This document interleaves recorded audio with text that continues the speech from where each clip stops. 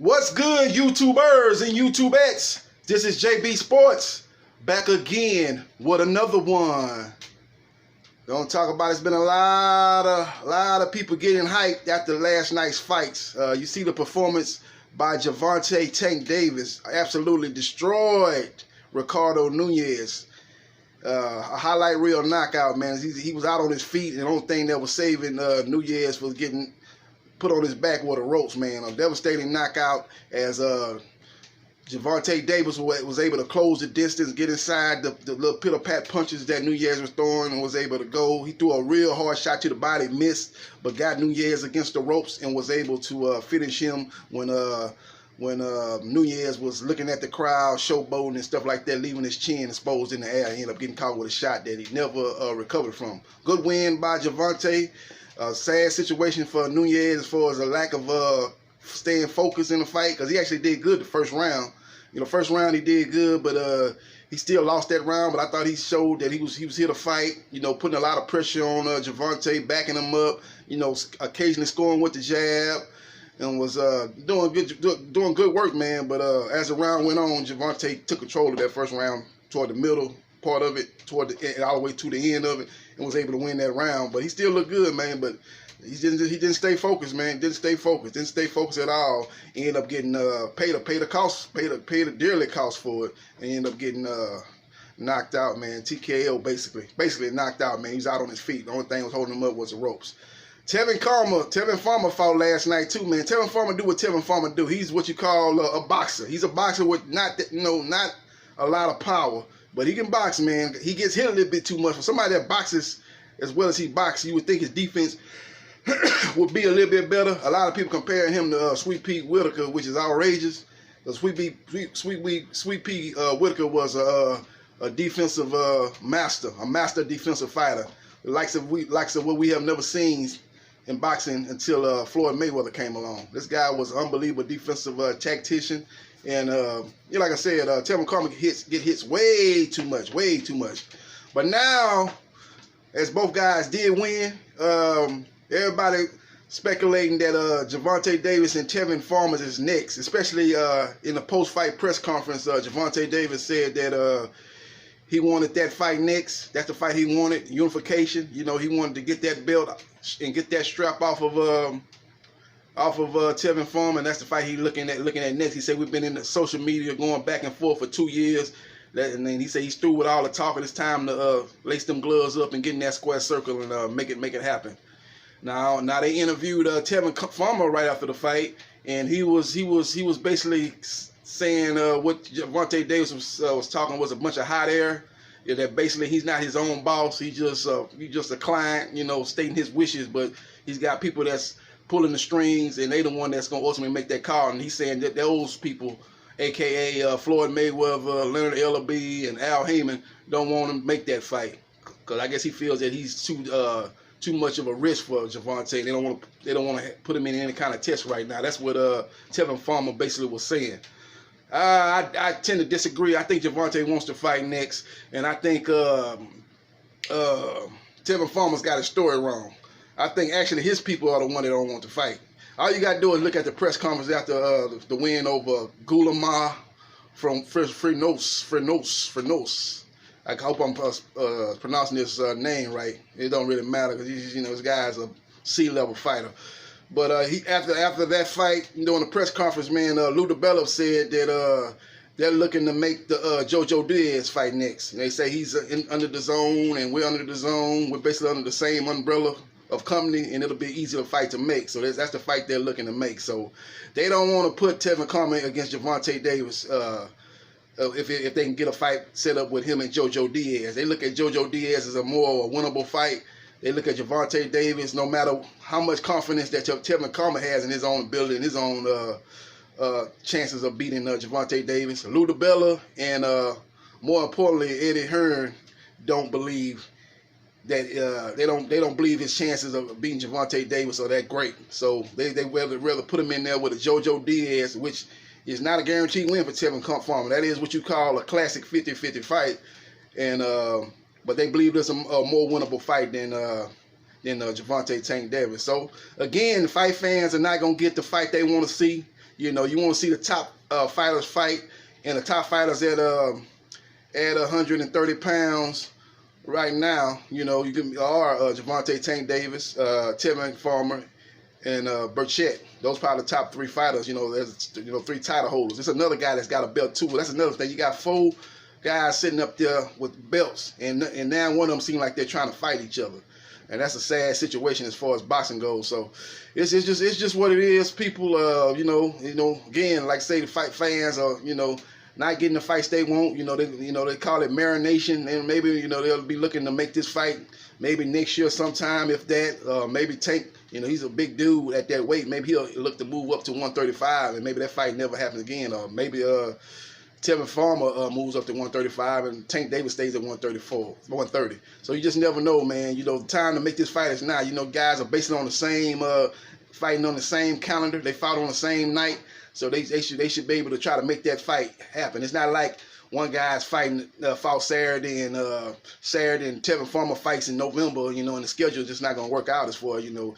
You don't want Gervonte just sitting around, you know, waiting on Tevin. You know, you want him to get a credible opponent too. And you know, the schedule is not working out for both guys, but that's not the case. They're on the same schedule, so it's easy. It should be easy fight to make, but due to political divisions, aka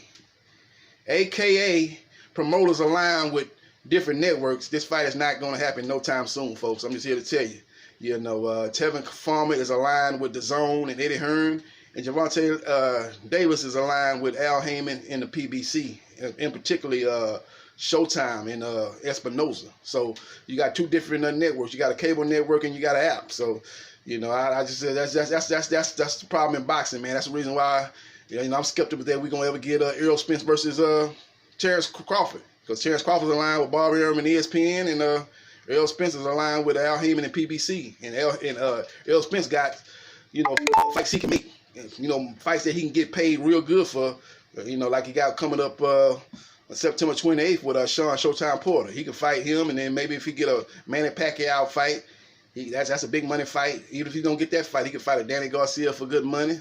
And, you know, then it's mandatory to roll around. He can maybe go back to his hometown and maybe fight a Ugas.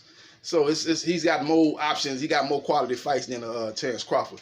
But let me get back to my point. I was going down another pathway, man. Let me get back to my original point. But Tevin Campbell versus Gervonte Davis is not happening no time soon due to political divisions. You know, and these promoters are not trying to, no matter what they say, they're not trying to work together in a big fight. Big fight. You know, these little small B level, C level fights. I ain't talking about like as far as fighters at B level, C level. I'm talking about as far as magnitude of a fight. Is it a pay-per-view fight, or is it a fight or the 2 best in the division? You know, those type of fights are few and far between. You know, you get these fights they make like Terrence Crawford versus John Molina. You know, they'll work together and bring John Molina to HBO when Bob Arum was working with HBO, and John Molina was with Al Heyman and PBC, and they was exclusively with Showtime and CBS and NBC and Fox. You know, that's not a big fight. You know, you get those type of matchups. Terrence Crawford versus Felix Diaz. When they was out, they were working with 2 different promoters and 2 different networks. You can get those type of fights, but we talking about big fights. Only time, you know, that's what stopped Tyson Fury and Deontay Wilder too. You know, when he signed with ESPN, Bob Arum said they wanted to have him, get him a couple of tune-ups and stuff like that. That makes that fight harder to make. But with Deontay Wilder being a free agent, that fight is actually look like it's going to happen early next year. So that's just a rare example. It usually doesn't work out like that when you got fighters aligned with different networks and different promoters. But that's one of the few occasions that it looks like it's going to happen. It ain't happened yet. Till it happened, I can't say it happened, because the first fight, it wasn't like that. Tyson Fury wasn't with ESPN. He was basically with Frank Warren, you know, BT Sports, and that's an entity that's not in competition with Al Heyman and the PBC, you know, and Showtime. So they was able to make that fight happen, you know, with Deontay Wilder being his own boss and stuff like that. He was able to make that. They wasn't in direct competition with U.S. TV networks. That's what I'm trying to tell you. So we'll see what happens, man. But that's the case, man. So look for Gervonte Davis versus Yorkis Gamboa at the Barclays in Brooklyn early 2020. I don't see you're not gonna see Gervonte Davis no more this year with the dates that they have available for PBC. I don't think you're gonna see Gervonte Davis this year because his next fight he's gonna be on the main card unless they want to put him on as a co-main event on one of these other guys that they're trying to line up. Jared Hurd versus J. Rock Williams or Tony Harrison versus Jamel Charlo. Put him in Yorkers Camboy as a co-main event, which I don't think they're gonna do. You know, they're trying to build Gervonte Davis into a pay-per-view star, so he's gonna be headlining fights from here on out.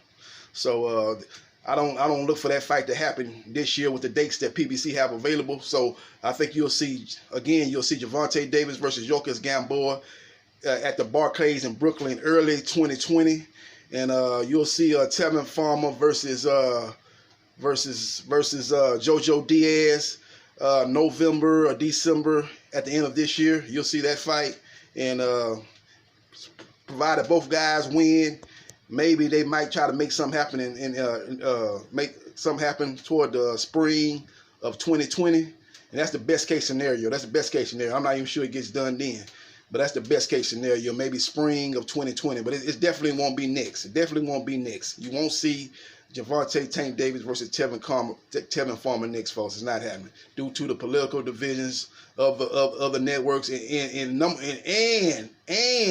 due to the fact that Lou DiBella and Eddie Hearn don't want that fight right now. No matter what Tevin Farrmer says about Gervonte Davis and his people don't want to fight, the true reason why this fight won't happen is because Lou DiBella don't want to fight, and Eddie Hearn, they don't want to fight right now. They look at JoJo Diaz as a more winnable fight.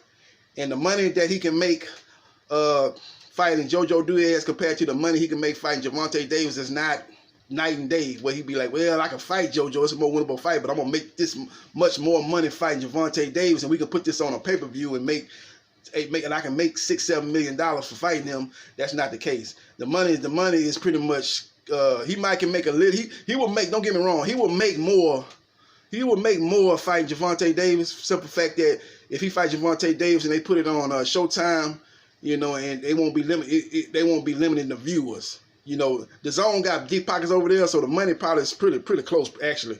But they gonna have more eyes on the fight putting it on Showtime. You know, putting it on Showtime. All this mumbo jumbo about putting it on pay-per-view, please. That's not a pay-per-view fight. It's not a pay-per-view fight. Both guys. This is Gervonte Davis. What is this? This is his second time headlining a fight. This is his second time headlining a fight, and he fought this fight in his hometown. I heard it sold out. Like the crowd was very lively, and they was into the fight, so it looked like they had a good crowd and good atmosphere out there. But this was his second time headlining a fight, so you can't go from your second time headlining a fight to jumping on a pay-per-view. It don't work like that. He got to build it up. He got to build up he's going to have to build up his name a little bit more and up his opponents, fight better competition. And then if he's still getting these highlight reel knockouts, man, then you might start looking at him being putting on pay-per-view. But right now, to me that's a long ways off. That's a long ways off. Him jumping on pay-per-view right now. That's a long ways off. But we'll see what happens, man. But don't look for that fight next, man. So like I said, don't look for that fight next. Again, look for Gervonte Davis to face Yorkers Gamboa at the Barclays in Brooklyn early 2020, and look for Tevin Farrmer to go up against JoJo Diaz sometime in November or December toward the end of this year on the zone. That's what's going to happen, you know. And like I said, it's because Lou DiBella don't want that fight right now. Eddie Hearn don't want that fight right now. They want to fight JoJo Diaz. They think that's a more winnable fight, and actually, that fight is, to me, is a very, very dangerous fight for Tevin Farrmer. He could lose that fight, so he's taking a chance. But with the money being not that big a difference between, as far as monetarily wise, he's making pretty good money with the zone, and the money pretty much being the same. It's not worth Lou DiBella. I'm gonna look at it as worth the risk of fighting Gervonte Davis, who can take you out with any punch. You know what I'm saying? He's a one-punch knockout artist. And you fighting a guy like Joe Diaz, who is a hard hitter, a ferocious, come-forward pressure fighter with a lot of heart and got power, but he don't have one-punch knockout power like Gervonte Davis. And they think they maybe can outbox him and win the decision, like Gary Russell was able to do. So we'll see what happens. He don't have the power Gary Russell had. Gary Russell had power and probably faster than Tevin Farrmer, but maybe they feel Tevin Farrmer can outbox him, and maybe Tevin Farrmer can stand up to the shots that JoJo Diaz could take, because he was starting to get to Gary Russell, but I think he kind of ran out of gas a little bit toward the second half of that fight, and Gary Russell was able to outpoint JoJo Diaz. Maybe they think Tevin can do that too. Maybe they think Tevin's got a better chin than even Gary Russell, and he'll be able to outpoint him in a similar fashion. So we'll see what happens, man. But that's my opinion on the situation, and we'll see what's transpired. This is JB Sports, the man, the myth, the legend. I holla.